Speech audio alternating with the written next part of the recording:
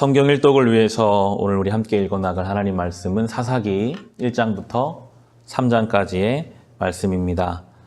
사사기는 영적인 침체기를 우리에게 보여줍니다. 이스라엘 백성이 여호수아의 영광의 시대가 끝나자마자 어떻게 그렇게 영적인 침체기, 사사기로 들어가게 되는지 우리는 함께 이 말씀을 통해 살펴보며 우리가 교훈으로 삼아야 할 것들을 많이 찾을 수 있게 됩니다.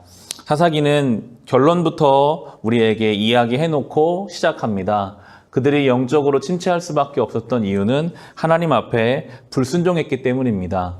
하나님 말씀보다 자신들의 상황과 자신들의 생각이 더 컸기 때문에 그 말씀대로 살지 않았고, 작은 문제라고 여겼던 것이 나중에 큰 문제로 돌아와서 이스라엘 전체를 어렵게 만드는 것을 사사기를 통해서 우리는 볼 수 있습니다. 초반만 하더라도 여호수아가 죽었지만 하나님께서는 이스라엘 백성에게 은혜를 주셔서 전쟁에서 승리하는 힘을 허락하십니다. 우리 1장 19절부터 21절을 보시면 주님께서 유다 지파 사람들과 함께 계셨으므로 그들은 산간 지방을 차지할 수 있었다. 그러나 낮은 지대에 살고 있는 거민들은 철병거로 방비하고 있었기 때문에 쫓아내지 못하였다.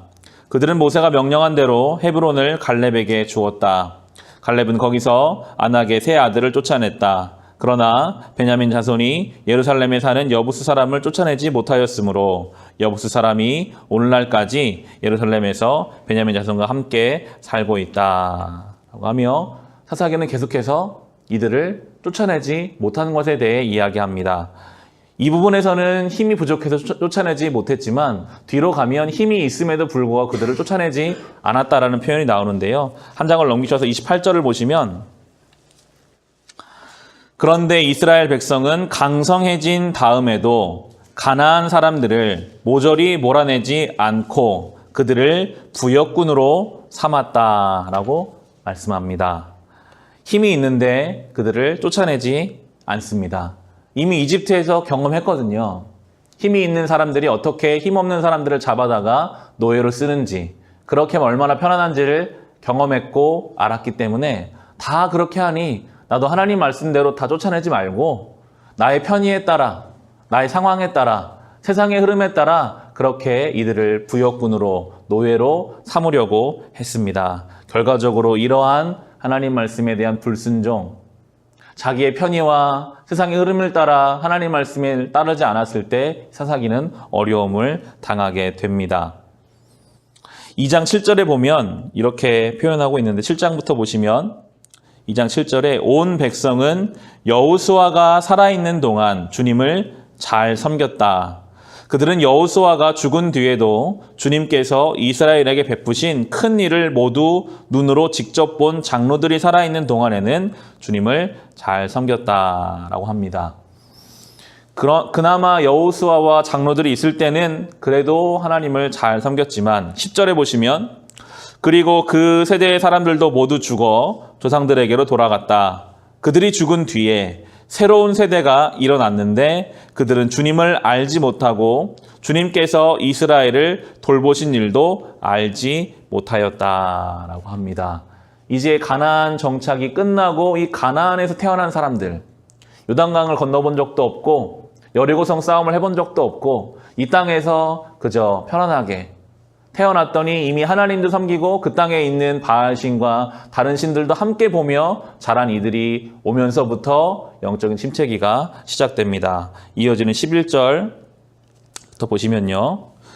이스라엘 자손이 바알신을 섬기어 주님께서 보시기에 악한 행동을 일삼았으며 이집트 땅에서 그들을 이끌어내신 주 조상이 하나님을 저버리고 주위의 백성들이 섬기는 다른 신들을 따르며 경배하여 주님을 진노하시게 하였다. 그들은 이렇게 주님을 저버리고 바알과 아스다롯을 섬겼다라고 합니다.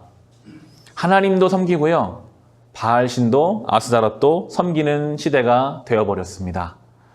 바알과 아스다롯은 현실의 풍성함을 주는 신이라고 믿었습니다. 비를 내려주고 삶을 풍요하게 하는 신. 이들에게는 하나님도 하나님이시지만 자기의 삶을 채워줄 다른 존재들도 하나님 옆에 세워두고 같이 섬겼습니다. 하나님이 주신 십계명의 첫 번째가 나 이외에 다른 신을 섬기지 말라였습니다. 오직 하나님을 하나님으로 모시고 사는 것이 이스라엘과 성도의 정체성이었는데 이미 그것을 잃어버렸어요. 하나님도 섬기고 다른 신도 내 필요에 따라 다 의지한다. 혹 우리의 신앙도 이렇지 않은지를 늘 점검해야 합니다. 하나님도 내가 믿지만 나의 삶에는 이것도 하나님만큼이나 중요하고 이것도 하나님만큼이나 중요하고 때로는 하나님보다 이것을 더 의지하는 것이 있다라면 우리도 이 사사기의 모습을 떠나지 못하고 있는 것이기에 늘 우리의 삶의 중심에 하나님을 모시며 살아야 할 것입니다.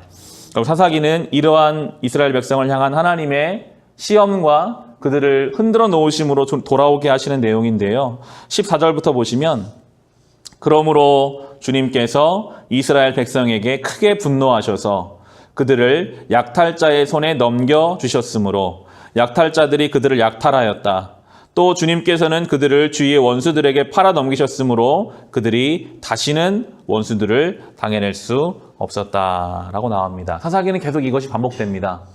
이들이 이렇게 어려워졌을 때마다 사사들을 보내서 구원하시면 다시 또 이들은 괜찮아지면 또 범죄하고 이것이 반복되며 나가는 것이 사사기의 구조가 됩니다.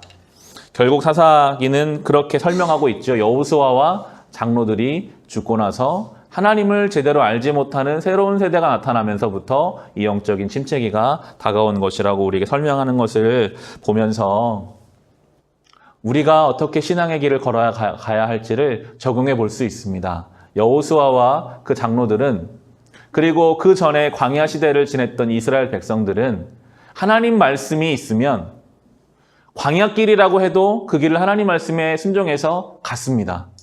홍해길을 갔고요. 요단강을 건넜고요. 여리고성을 돌았습니다. 때로 아이성의 싸움처럼 실패도 경험했지만 그래도 하나님 말씀이 있으면 그 말씀 붙잡고 자기의 눈앞에 있는 어려운 상황에 가서 맞닥뜨리고 싸우고 하나님 말씀과 함께 그 길을 걸어가는 그 사람들은 믿음을 지켰지만 그러한 치열한 믿음의 싸움, 나의 삶의 문제를 붙잡고 하나님 앞에 씨름하며 애통해하며 기도하며 도전하며 그러한 시간이 없는 이들은 결국 다른 것들과 함께 혼재된 하나님 앞에 건강하지 못한 신앙을 갖게 되는 것을 보면서 우리도 우리의 삶의 문제를 가지고 날마다 주님 앞에 씨름해야 함을 생각합니다. 우리 앞에 여러 가지 문제와 아픔들이 있을 때마다 그것을 가지고 오늘처럼 주님 앞에 나와 눈물로 기도하는 시간, 하나님이 나에게 말씀을 주시면 그 말씀이 나의 삶의 상황과 조금 다르고 내 생각과 다르다 할지라도 그 말씀 붙잡고 살기 위해 몸부림치며 애쓰는 그 신앙, 그 싸움과 그 신앙의 여정이 우리를 건강하게 하는 것을 사사기를 통해 봅니다.